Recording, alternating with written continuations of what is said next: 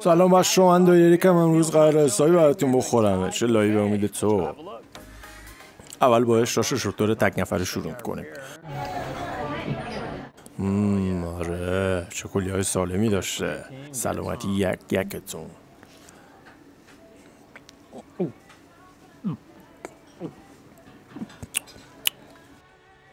مزهش بد نیست، فقط یکم اورایی زیاده.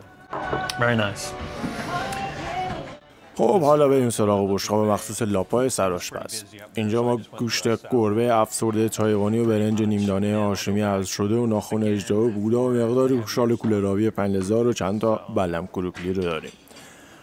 میخوام اول این بلم کوچولو رو که آغشته به عرق زیر بغل کمک تراشپزه بخورمش.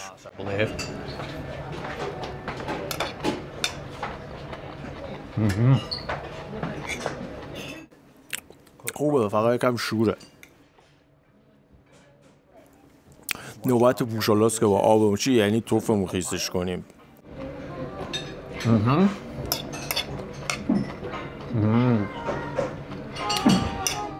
به کسایی که عاشق چیزهای دراز و نازک هستن پیشنهاد میشه.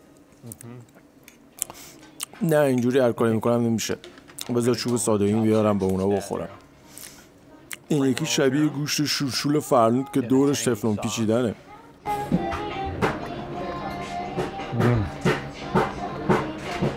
شورشولش خودش رسته.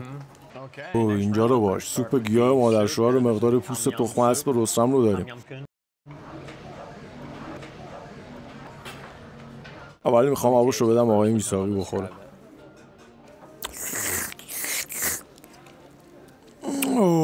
معلومه اسب همه چی به تخمش بوده. بسیار خوب. یک کاسه آب کمر صادراتی همون حسن رو میخوام تست کنم که با دستای پرمهرش تهیه کرده.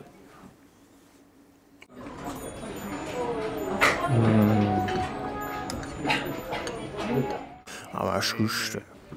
این قسمت تموم شده. تا قسمت بعدی خودم و به شما و شما رو به عزت هم بر دست میسپارم. در ضمن لایک و کامنت فراموش نشه. عشق.